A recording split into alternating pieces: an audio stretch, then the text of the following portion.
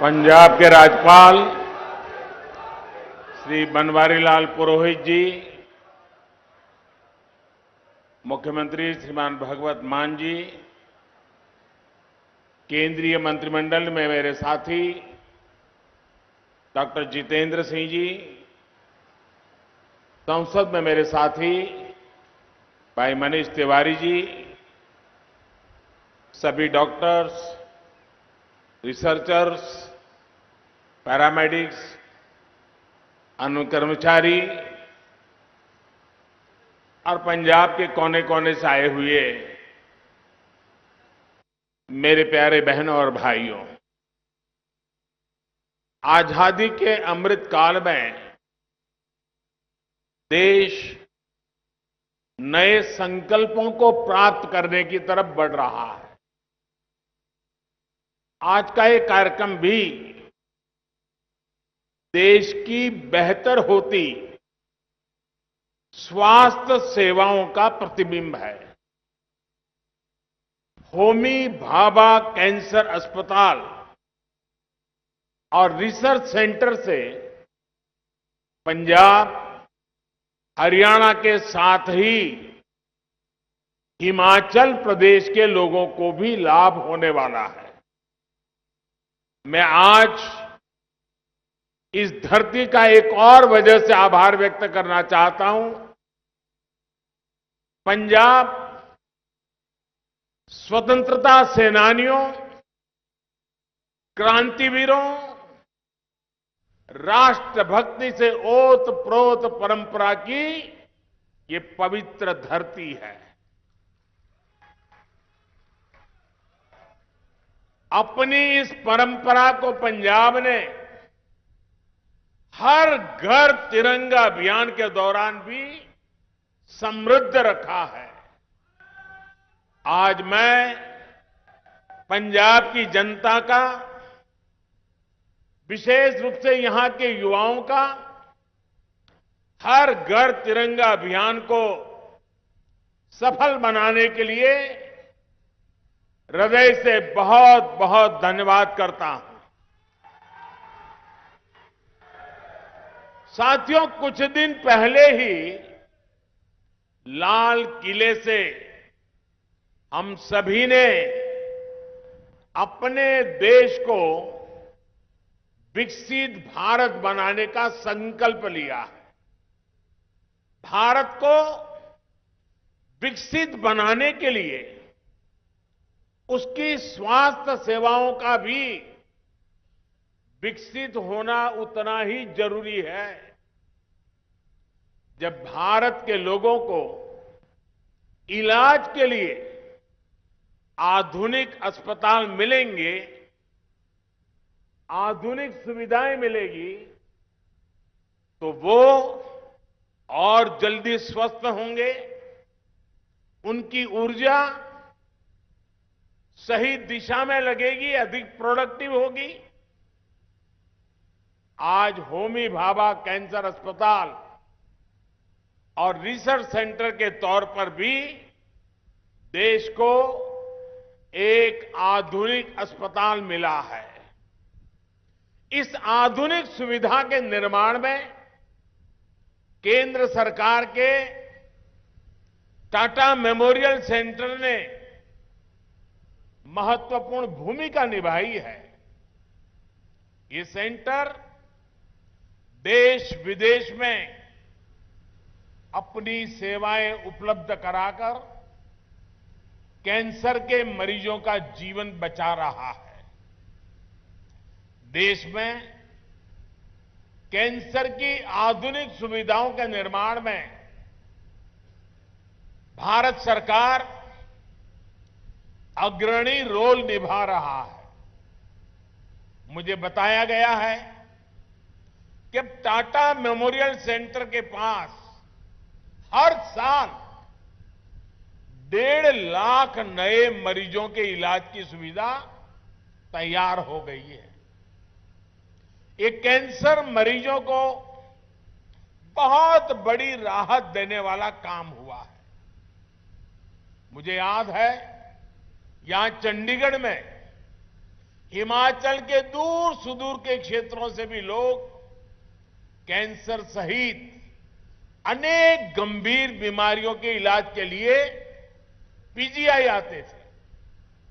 PGI में बहुत भीड़ होने से पेशेंट को भी, उनके परिवारजनों को भी कई परेशानियां रहती थी।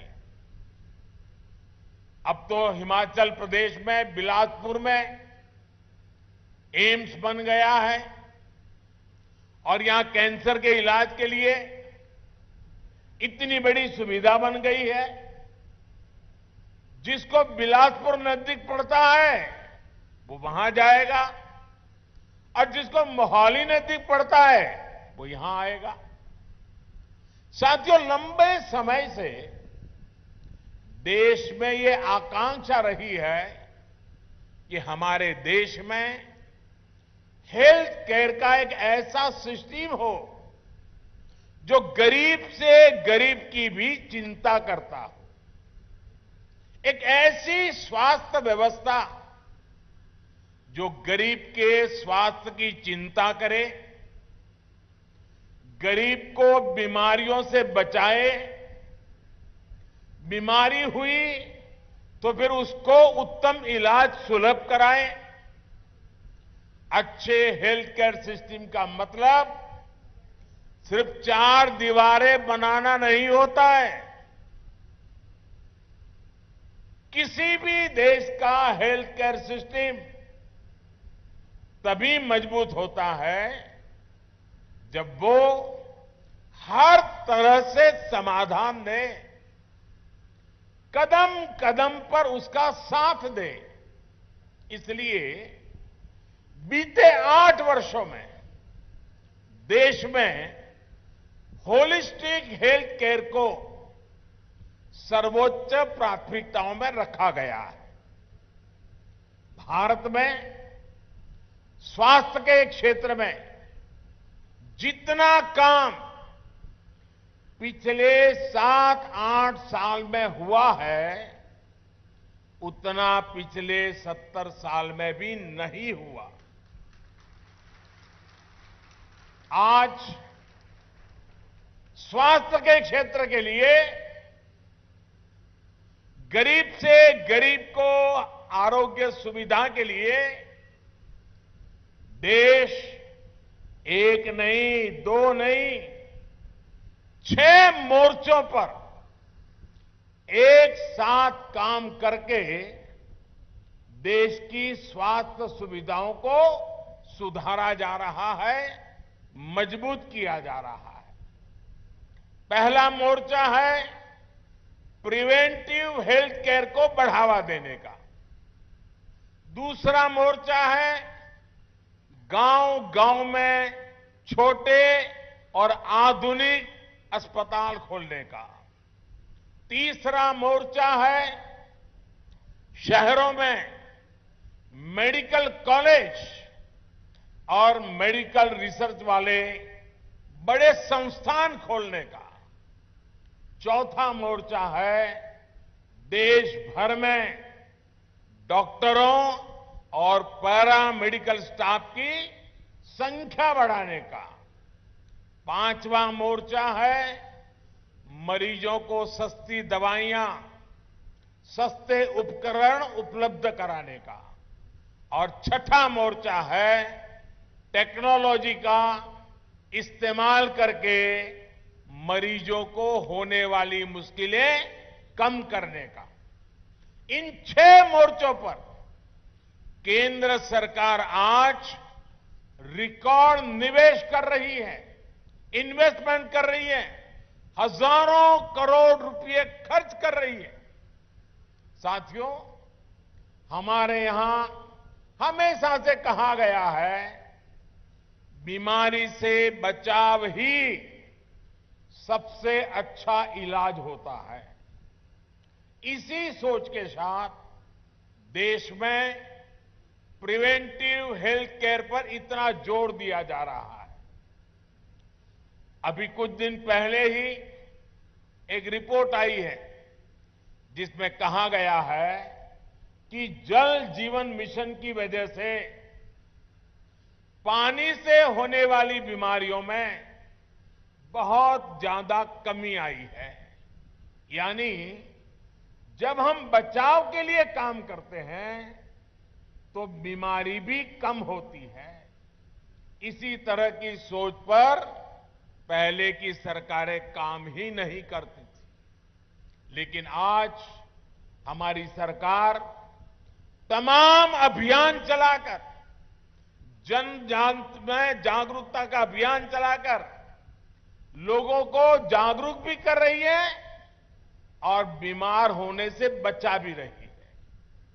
योग और आयुष को लेकर आज देश में अभूतपूर्व जागरूकता फैली है। दुनिया में योग के लिए आकर्षण बढ़ा है। फिट इंडिया अभियान देश के युवाओं में लोकप्रिय हो रहा है। स्वच्छ भारत अभियान ने बहुत सी बीमारियों के रोकथाम में मदद की है।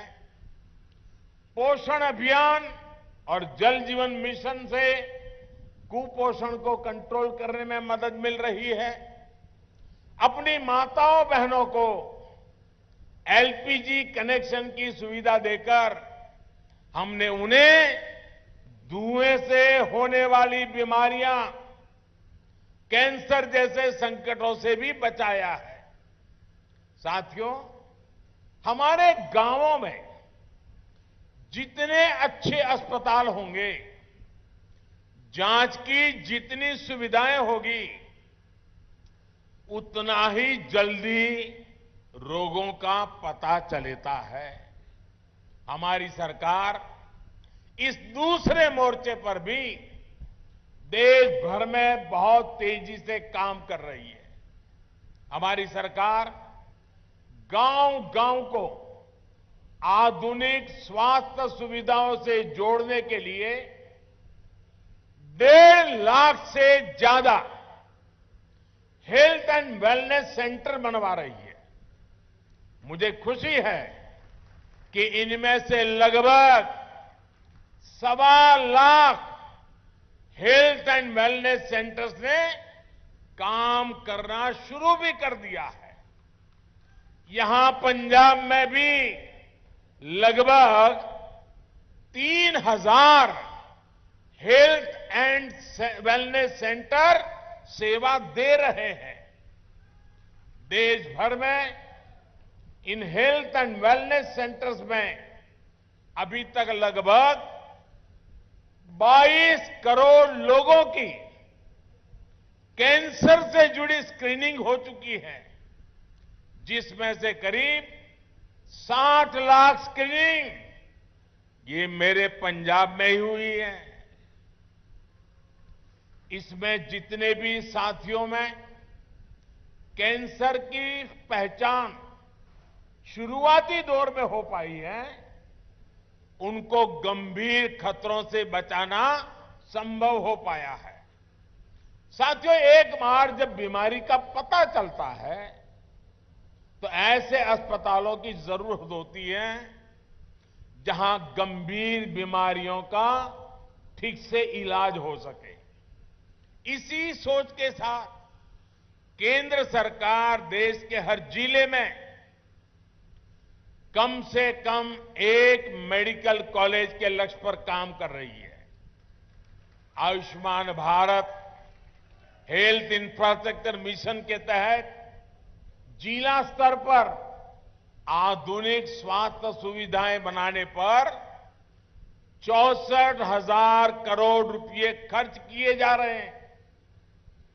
एक समय में देश में सिर्फ 7 एम्स हुआ करते थे। आज इनकी संख्या भी बढ़कर के 21 हो गई है। यहां पंजाब के बठिंडा में भी एम्स बेहतरीन सेवाएं दे रहा है। अगर मैं कैंसर के अस्पतालों की ही बात करूं तो देश के हर कोने में कैंसर से जुड़े इलाज की आधुनिक व्यवस्था की जा रही है। पंजाब में ये इतना बड़ा सेंटर बना है, हरियाणा के झज्जर में भी नेशनल कैंसर इंस्टीट्यूट स्थापित किया गया है। पूर्वी भारत की तरफ जाएं तो वाराणसी अब कैंसर ट्रीटमेंट का एक हब बन रहा है। कोलकाता में नेशनल कैंसर इंस्टीट्यूट का दूसरा कैंपस भी काम शुरू कर चुका है। कुछ दिन पहले ही असम के डिब्रूगढ़ से मुझे एक साथ 7 नए कैंसर अस्पतालों के लोकार्पण का अवसर भी मिला था। हमारी सरकार ने देश भर में कैंसर से जुड़े करीब 40 विशेष संस्थान स्वीकृत किए हैं, जिनमें से अनेक अस्पताल सेवा देना शुरू भी कर चुके हैं। साथियों, अस्पताल बनाना जितना जरूरी है, उतना ही जरूरी पर्याप्त संख्या में अच्छे डॉक्टरों का होना, दूसरे पैरामेडिक्स उपलब्ध होना भी है। इसके लिए भी आज देश में मिशन मोड पर काम किया जा रहा है। 2014 से पहले देश में 400 से भी कम मेडिकल कॉलेज थे, यानी 70 साल में 400 से भी कम मेडिकल कॉलेज।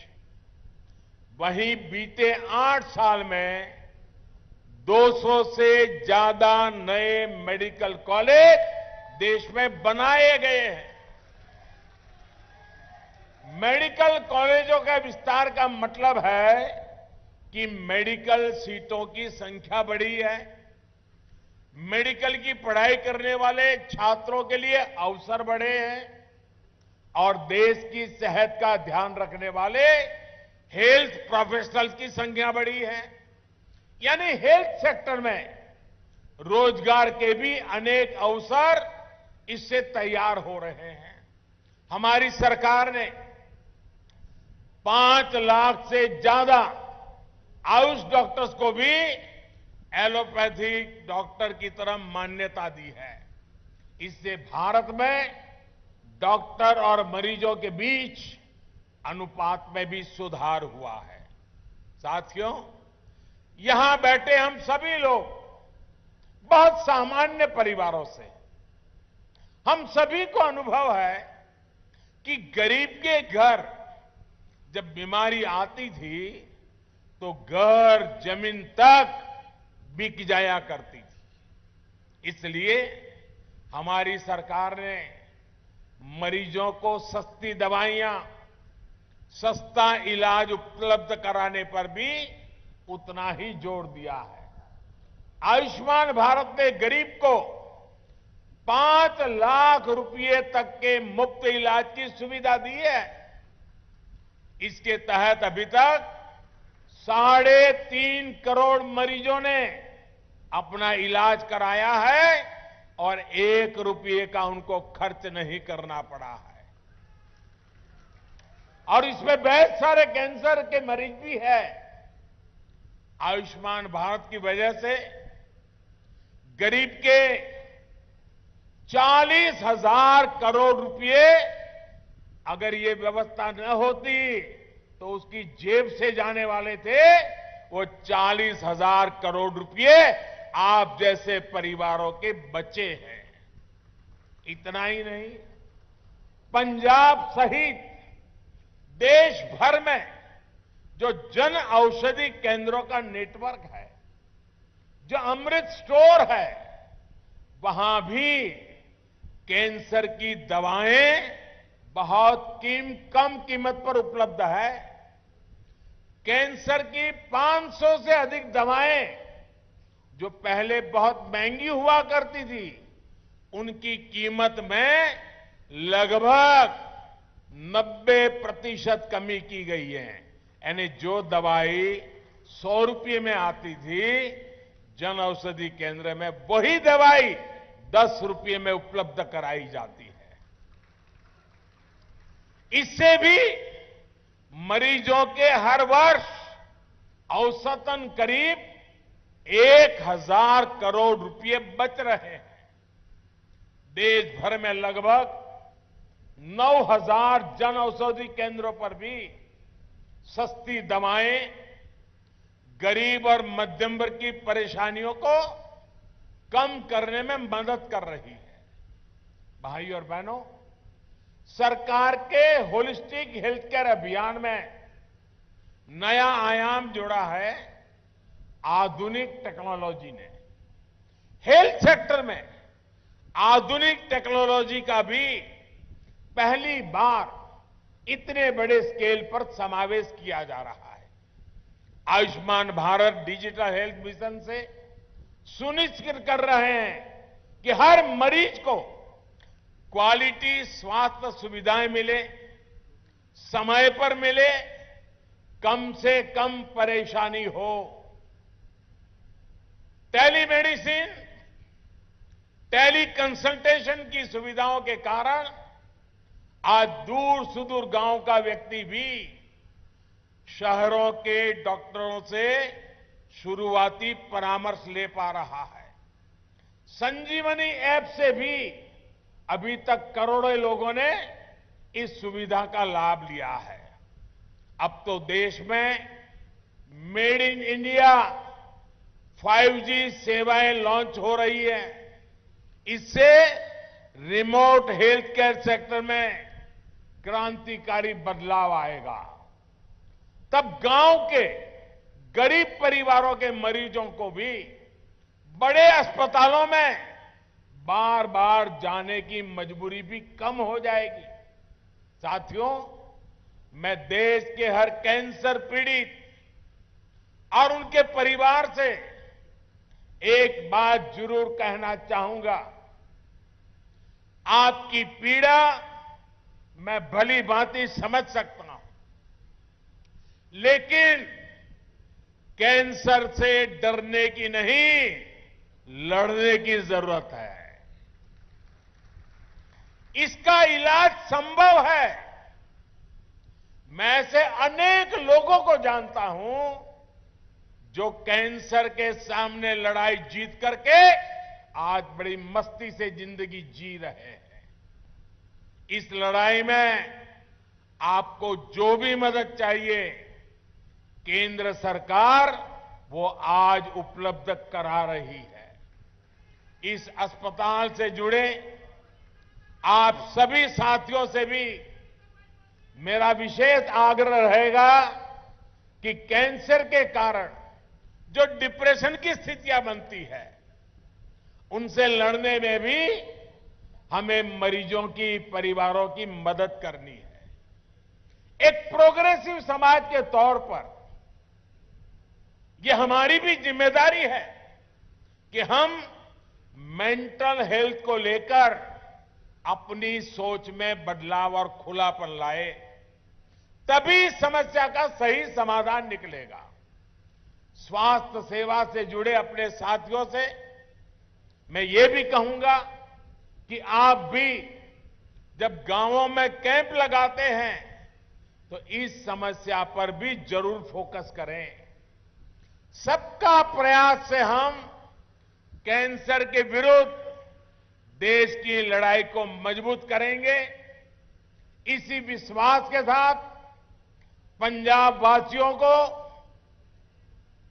और जिसका लाभ हिमाचल को भी मिलने वाला है, आज एक बहुत बड़ा तोहफा आपके चरणों में समर्पित करते हुए मैं एक संतोष की अनुभूति करता हूं, गर्व की अनुभूति करता हूं।